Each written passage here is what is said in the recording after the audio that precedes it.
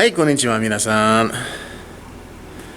I am coming to you live from a different location. This is my classroom, and I wanted to share it with you. Kind of take a little quick tour so you can see what it's like.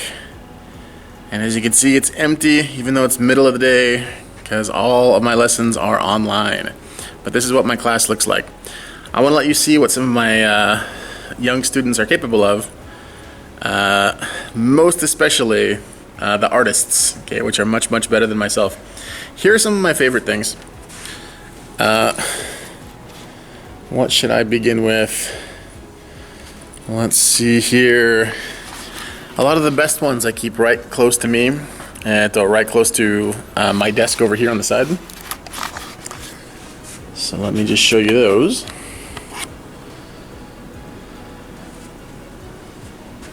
This one's really funny. There's a typo in it. So those who speak Japanese, you can see the funny typo. It's supposed to say right here, if I can point to it.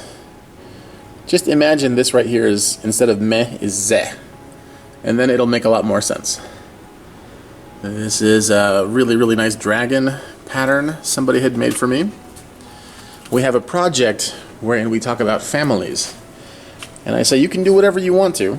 And so this really creative student, she made her whole family birds. And yes, this is a piece of wood that they did it on.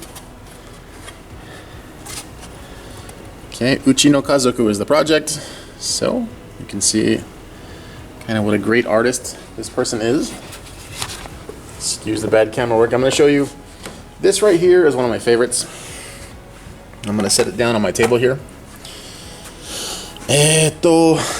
This is the view from the front of the class. This is what I see. Yes, in the very back of the class, I do have a Super Famicom. Okay, so my students can play, Super Mario World and some of those old Super NES games in their free time. But this is what the view looks like. You can see in the very back of the room, we have most of the art. I have a couple of yukata, okay, on the wall over here. I got some posters. And then we have our keijiban with some papers that are just out of date. And of course over here, next to our schedules, we have our full map of Japan. I had a calendar that had some of these views of the Tokaido. And then again, some other castles, things that I got in Little Tokyo. One special thing that we had done, we've done many special things, but one project that we had done, and I'm kind of incorporating now with my little bell here.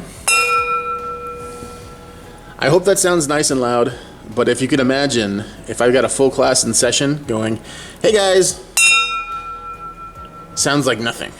So I need to get something a little bit stronger than this. In either case, you can see right next to it, there's a bunch of koban, right? One of my main things that I like to do it every year, but it just started last year. There's a project. Let me turn it back to myself. Sumimasen. Okay, to put myself in it.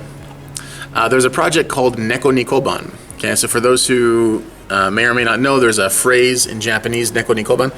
It's something similar to the English equivalent called casting pearls before swine. So that's the basis for the art contest. So the art contest is you make some sort of depiction of neko, cats, and koban, which is these gold coins. This is like a replica, of course. A real koban from like a, Edo period would cost like thousands of dollars in and of itself. But I got some really good art, some really good responses. I'm going to show you my favorite. This one I kind of kept aside and I even framed it. I got an artist who's really good, and I said I like to see a banker cat, kind of like Scrooge McDuck, and she made it for me. So thank you very much, student who shall not be named. But that's a really good one. On the back, you can see many of the art projects that we had done over the years. We have our haiku tree that's there in the middle. And you see if I could zoom in on that so you can see it. And yes, every little leaf, every little happa from the haiku tree is a different haiku. Okay, all the way down to the bottom. And then just several projects next to it, family projects, kanji projects. I've got some paintings. Okay, some really, really nice paintings that some people had done. Okay, with various things on them, lots of kanji that you can see. Lots of other projects. Again, some of these have pictures on them, so I don't want to expose any pictures, but this is what they are. And this was the results of our Neko ni Koban project, which I was very, very proud of. All of these are just really, really awesome renditions. Okay, different kinds of art that has Neko, cats, and Koban, gold coins. So this I want to be kind of a yearly tradition. It's only gone for 1 year, but it was already very, very nice. So, as I said, this is waga kyoshitsu desu. Okay, this is my classroom. Thanks for coming on the tour. Let me just sit down so we can have a little bit of a chat. Okay, so that's my classroom. I hope that you enjoyed it. I wanted to have a little bit of a talk about what's been going on in schools these days. And I wanted to kind of tell some stories that maybe, you as adults out there maybe have kids, maybe you're not quite aware of. And I just wanted to, inform and let you know what's been going on. So last year, at the end of the year, we went into lockdown, maybe sometime in, February or March. And there was about a good 3 months, right, that we had to, go to the end of the year. And we tried our best to get used to distance learning, right? That was a very big, abrupt change that we all had to get used to in a big hurry. And there was a policy that was enacted that I tried my best to be as sympathetic as I can to administrators, but I understand what the problem is. So the administrators said, no matter what grade you got, okay, prior to lockdown, you can't get anything less than that. And again, I understand what they said and why they said it. I want people to understand the backside of that kind of decision. There is a backside to mercy. There's a backside to too much mercy. Plainly spoken, it's just to say, when you tell people there's no consequences, there's no repercussions for their behavior, you're kind of inviting the worst behavior, right? And I'll give you a couple of examples. I had 2 students that I could think of, right off the top of my head, who were A students, okay? They were doing fantastic, they were participating, all their projects were turned in, all their tests were A's. They were told, no matter what you do, you're not gonna fail, you're not gonna get an F. In fact, no matter what you do, your grade can't go down. They had A's, so human nature took over, right? These are fantastic kids, I really, really like them. But the truth is, as soon as they were told that, just something in their brain turned off. Oh, I don't have to do anything? Cool. And I heard it even from them, even from the horse's mouth. They would say, yeah, just something happened when they said that we didn't have to do anything, so I stopped working. So the thing is with Japanese language especially, really every subject, but especially something like Japanese language, you can't just skip over a whole large part of it and then just say, oh, I'm going to be fine, I'll just study hard in a few years. That's not really how it works, right? You have to build and build and build, because when it gets to higher levels, if you don't have those building blocks in place, everything you build is going to collapse. So unfortunately, I had these really 2 fantastic students, and they went from A's to F's. And, I've been talking with them. They've been feeling all kinds of stress online. So I'm split 2 ways on this. And again, yin and yang is a big thing with me. I like to keep things in balance. That's the whole basis of my philosophy.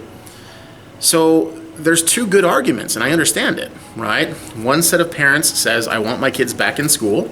They're probably not going to catch the virus, and even if they do, there's a huge, overwhelming chance they'll be fine, right? And then another contingent that says, no, I want to be safe, right? I want to keep my kids out of that because, they might catch a virus, they might give it to somebody in the household. And so I think that As an administrator, it's almost impossible because there's two very good arguments, right? But you have to balance those two, and you typically go on the side of safety. And I think that that's what we've been mostly doing, is going on the side of safety. So this whole year, right? This whole year up until this point, we've been doing things. We've been doing things online. We started the year online, and now that it's 80%, I don't know, maybe some sort of pressure was applied, but now we're back in school. But less than 10%, right? Less than 10% of the kids wanted to come back. The vast, overwhelming majority said, no, I want to stay home. Okay, so all the teachers are now back in school, but we're teaching lessons from Zoom. So sometimes it's kind of counterproductive, it's kind of silly. Now again, I want to make it clear, I'm not trying to call out my bosses. I'm not trying to call out anybody above me who made that kind of safe decision. I just don't think it's very effective, right? I think that maybe this year we should just think of it as, okay, the COVID year, the year that COVID messed up everything, and then try our best next year to get as normal as possible. Because I'm telling you, for people who have seen it on the ground floor like myself, obviously a virus, a deadly virus, is a big issue, okay? A pandemic is a big issue, but I'm telling you, as far as the kids are concerned, the number one issue is not COVID. The number one issue is, how am I going to pass all these classes when this teacher wants me to go to this website, this teacher wants me to go to this website, I have to go here, do all this homework, and I have to sit in front of a computer all day to do it, right? It's really demanding for students for myself at the high school level. It's very demanding for them to do that. Couple that with the fact that they can't see their friends as much as they did. Couple that with the fact that just, sociability, school activities that they would get involved with, clubs, sports, all those things have gone down, and it's really disastrous for them. And I've seen, like I said, A students, just students at a fantastic level, I've seen them really suffer, and I've seen them really go down because of what this year put them through. Now, as I said, I'm not pointing a finger at administration. I'm just saying it's really hard to balance those things. Let's try our best to ride out the year, do the best that we can, but knowing that it's just imperfect conditions, and then next year, try our asses off to get back to normal. That's what I think. I think that teachers should do their best to get vaccinated, and then once they get vaccinated, if it really is a vaccine, that's meant to stop a virus, then I don't really see any reason why next year we can't just go back to normal, just as we were. Because the kids need it. I'm telling you, I've seen face-to-face academic careers kind of crash and burn, because the kids aren't getting what they need socially. Okay? They're not getting what they need to be around each other. Right? Now again, it might seem contradictory to say, I want them to get as close as they can, but this year, no. It's because doing it now at the end of the year, we've already gone through 80% online. 80% of the year online, right? So coming back, that represents another big change. And as I said, if less than 10% of the kids want to come back, that means the overwhelming majority don't want to come back. They want to ride out the year, just like I'm saying. Do the best they can, but really try next year to begin anew, and that's what I'm really hoping for. So here's hoping that most people feel that way, especially, here amongst my school district, teachers around me. Hopefully they feel the same way, and they'll try next year to get things back on track. But for this year, what can we say? It's just been imperfect conditions, and we tried our best, but I think that kids need to go back to school, okay, like normal. Anyway, that's my two thoughts, and I hope that you've understood, if you haven't seen it from the inside, what it's like for some of these kids. And I think I'll just leave it at that. はい、見てくれてありがとうございます。さよなら。